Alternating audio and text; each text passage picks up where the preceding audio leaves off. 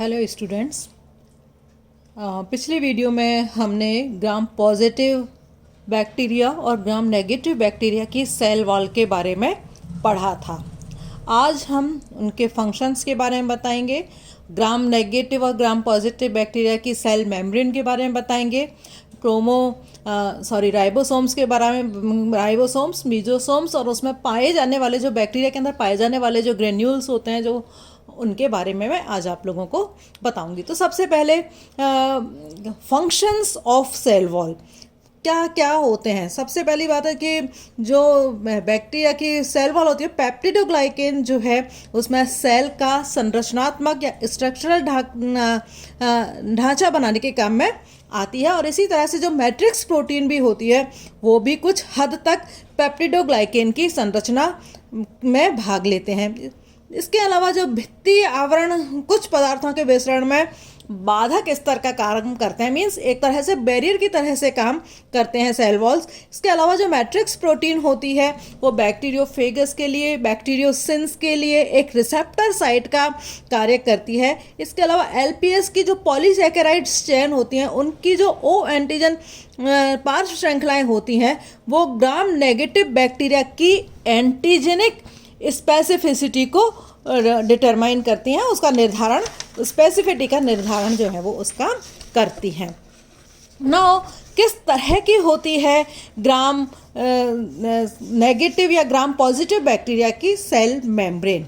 तो gram negative bacteria की cell membrane और ग्राम पॉजिटिव बैक्टीरिया की सेल मेम्ब्रेन, इन दोनों की सेल मेम्ब्रेन जो है वो एक जैसी ही होती है। मीन्स सेल वॉल की तरह से सेल मेम्ब्रेन के अंदर किसी तरह का कोई फर्क इनके अंदर नहीं पाया जाता है, बल्कि इनकी जो सेल मेम्ब्रेन है, प्रोकैरियोटिक की जो सेल मेम्ब्रेन है वो बिल्कुल यूकैरियोटिक एनिमल्स जो होते हैं उनकी सेल मेम्ब्रेन की तरह ही इनकी संरचना होती है। और यह एक डायनेमिक मेम्ब्रेन होती है, गत्यात्मक झिल्ली होती है। सिंगर और निकलसन ने सेल मेम्ब्रेन का जो फ्लूइड मोज़ेक मॉडल दिया था, उसी मॉडल के अकॉर्डिंग जो प्रोकैरियोटिक सेल्स होती हैं उनकी भी सेल मेम्ब्रेन होती है। मीन्स इस मॉडल के अकॉर्डिंग जो मेम्ब्रेन होती है उसमें लिपिड का बायोमोलिकुलर लेयर पाया जाता है जो कि कंटिन्यूस नहीं होता है। स्थिति के आधार पर इसमें उपस्थित जो प्रोटीन्स होती हैं वो दो तरह की होती हैं। कौन कौन सी प्रोटीन्स होती हैं? दो तरह की, एक तो एक्सट्रिंसिक प्रोटीन और दूसरी होती है इंट्रिंसिक प्रोटीन्स और इंटीग्रल प्रोटीन्स, इसको हम कहते हैं। एक्सट्रिंसिक प्रोटीन और पेरिफेरल प्रोटीन्स मीन्स ये प्रोटीन्स लिपिड के बायोमोलिकुलर लेयर के बाहर की तरफ प्रेजेंट होती हैं और ये लिपिड के साथ दृढ़ता से जुड़ी हुई नहीं होती हैं, मीन्स इन्हें आसानी से अलग किया जा सकता है। जबकि जो प्रोटीन लिपिड के बायलर के स्तर में धसी हुई होती हैं आंतरिक प्रोटीन्स, ये लिपिड के साथ में दृढ़ता से जुड़ी हुई होती हैं और इन्हें आसानी से बाहर की तरफ नहीं निकाला जा सकता है। तो आंतरिक प्रोटीन भी फिर दो तरह की होती है। कौन कौन सी? एक तो सिस प्रोटीन और दूसरा ट्रांस प्रोटीन टाइप की। जो सिस प्रोटीन होती है ये प्रोटीन लिपिड स्तर में केवल आधे भाग में उपस्थित होती है, जबकि जो ट्रांस प्रोटीन होती है ये प्रोटीन लिपिड स्तर के आर पार होती है। मीन्स एक एंगल से, एक से दूसरे छोर से दूसरे छोर तक ये होती हैं, उपस्थित होती हैं। तो ट्रांस प्रोटीन जो है उसको भी कॉन्फ़िगरेशन के आधार पर जो ट्रांस प्रोटीन है वो फिर तीन तरह की होती है। मोनोटॉपिक, बायोटॉपिक एंड ट्रायोटॉपिक प्रकार की होती है ट्रांस प्रोटीन। नाउ जो सेल मेम्ब्रेन होती है उसके अंदर लिपिड और जो प्रोटीन्स के मॉलिक्यूल्स होते हैं वो लेटरल डिफ्यूजन, रोटेशन और फ्लिप फ्लॉप मूवमेंट्स जो है पाए जाते हैं उनके अंदर, जिससे झिल्ली में हमेशा हीटिंग मूवमेंट्स जो हैं वो उसके अंदर चलते रहते हैं। तो विभिन्न पदार्थों के ट्रांसपोर्टेशन और एक्सचेंज के लिए जो सेल मेम्ब्रेन होती है उसमें कई तरह के पोर्स पाए जाते हैं। कौन कौन से पोर्स पाए जाते हैं? जैसे कि स्ट्रक्चरल पोर्स पाए जाते हैं, डायनेमिक पोर्स पाए जाते हैं, आइनोपोर्स पाए जाते हैं, प्रोटीन चैनल्स जो है पाए जाते हैं, एंड पोरिन पोर्स जो है वो पाए जाते हैं। ये सब पोर्स का काम क्या है? मटेरियल्स का एक्सचेंज करना और उनका ट्रांसपोर्टेशन करने का काम ये पोर्स जो हैं करते हैं। नाउ जो मेम्ब्रेन होती है उसमें लिपिड और प्रोटीन के वितरण में असमानता पाई जाती है।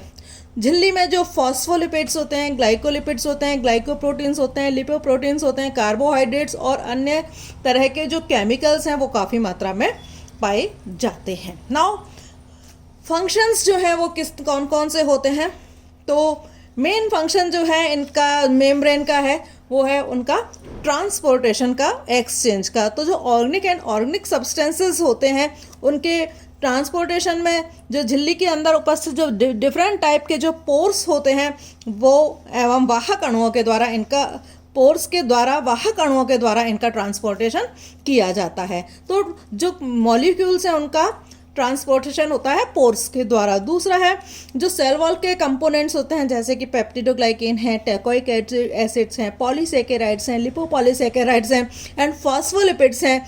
इन सबको संश्लेषित करने वाले या सिंथेसिस करने वाले जो एंजाइम्स होते हैं वो सब सेल मेम्ब्रेन के अंदर पाए जाते हैं। इसके अलावा जो बैक्टीरियल क्रोमोसोम है और जो बैक्टीरियल डीएनए होता है उसके का भी एडहेसन साइट जो है वो भी मेम्ब्रेन के ऊपर पाई जाती है। इसके अलावा जो मीजोसोम्स जो का भी निर्माण सेल मेम्ब्रेन के द्वारा ही होता है। तो सेल मेम्ब्रेन में इंटरनल फोल्ड्स होते हैं जिसकी वजह से मीजोसोम्स का निर्माण होता है और इस मीजोसोम्स में लगभग 200 प्रकार के जो रेस्पिरेटरी प्रोटीन्स जो हैं वो इसके अंदर पाए जाते हैं।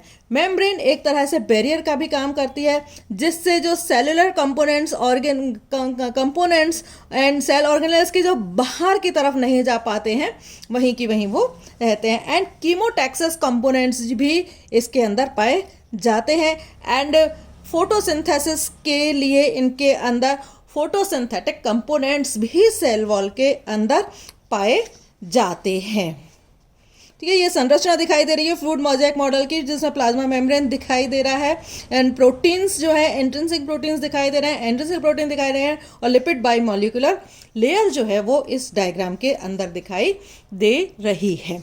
नाउ अब मैं नेक्स्ट जो पॉइंट हम ले रहे हैं वो है जो इनके अंदर ऑर्गेनेल्स जो पाए जाते हैं मीजो सेल वॉल से लगे, सेल मेम्ब्रेन से लगे हुए, वो इसके अंदर पाया जाता है मीजोसोम्स।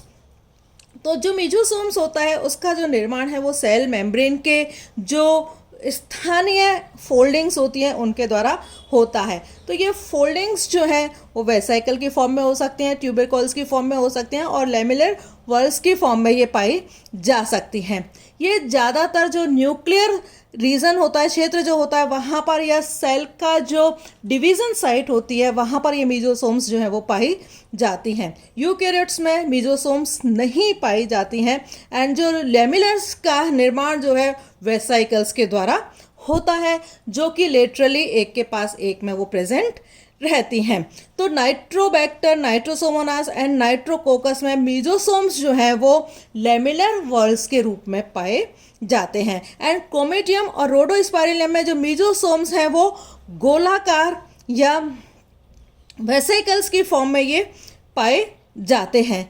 सॉल्टन और ओवल्टेल ने बताया कि मीजोसोम्स जो है का निर्माण झिल्ली की बाह्य सतह से होता है, लेकिन क्योंकि इसका निर्माण झिल्ली की बाह्य सतह से हो रहा है तो लेकिन इसके जो प्रोटीन्स होते हैं, मीजोसोम्स के जो प्रोटीन्स होते हैं वो सेल मेम्ब्रेन के प्रोटीन्स से बिल्कुल अलग होते हैं, चाहे उसका निर्माण बैक्टीरिया की सेल मेम्ब्रेन से ही क्यों ना हो रहा हो, लेकिन उनके प्रोटीन्स जो हैं वो अलग अलग होते हैं।